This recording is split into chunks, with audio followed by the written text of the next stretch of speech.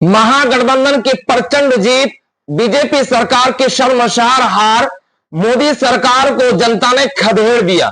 ऐसी ही तस्वीर पूरे देश से आ रही है। जहां मोदी की लहर चल रही थी, अब मोदी भगाओ की लहर शुरू हो चुकी है। पिछले 10 सालों से प्रधानमंत्री को बिहार की जनता और पूरी देश की जनता जैसे ढो रहे थे, अब उनको ढोने के बजाय जवाब देने लगे। और ऐसे ही खबर गुजरात से भी निकल करके सामने आई, जहां गुजरात का अपना केंद्र रहा है, जहां भारतीय जनता पार्टी की अपना घर रहा है, वहां से भी प्रचंड हार की तरफ भारतीय जनता पार्टी बढ़ रही है। उसी तरह पश्चिम बंगाल से, केरल से, पंजाब से, इन सारे राज्यों में बीजेपी सरकार को जनता ने पूरी तरह से खदेड़ दिया और इसकी खदेड़ की तस्वीर पूरी तरह से सामने आ गई। ऑपरेशन सिंदूर के बाद भी पूरी तरह से जनता नाराज होकर के भारतीय जनता पार्टी को पूरी तरह से शर्मसार कर दिया।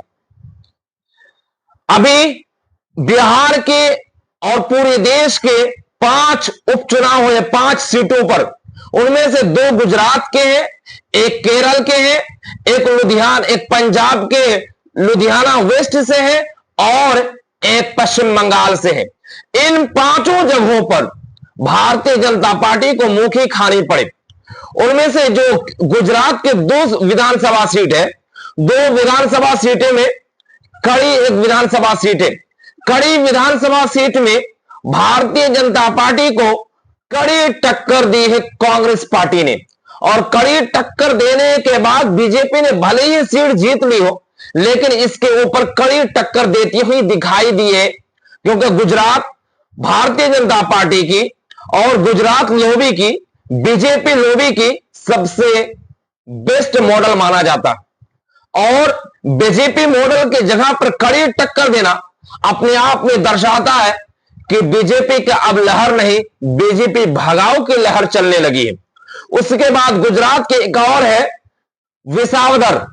ये गुजरात की विसावदर में आम आदमी पार्टी की जीत हुई है। भले दिल्ली में आम आदमी पार्टी हार के बाद मुंह की खा गई है और उसके बाद वो शांति के साथ बैठ गई थी, लेकिन आम आदमी पार्टी गुजरात के अंदर अपना झंडा और अपने परचम लहरा दिए हैं और भारतीय जनता पार्टी को पटखनी दे करके अपनी जीत दर्ज किए हैं गुजरात के अंदर विसावदर जिले में।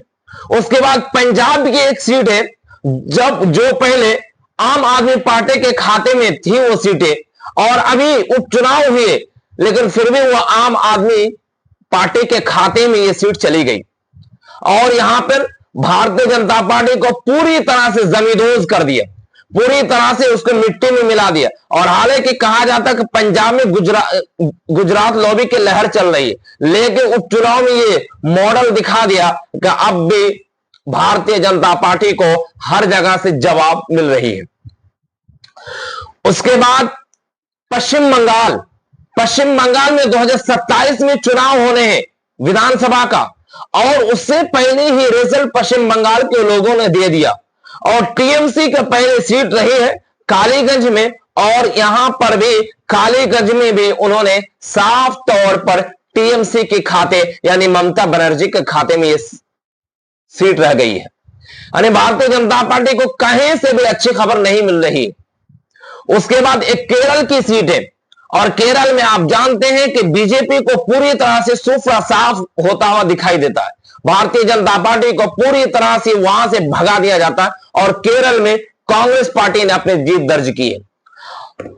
आप यूं समझिए कि पूरे देश के अंदर 4 राज्यों में 5 सीटों पर उपचुनाव हुए हैं।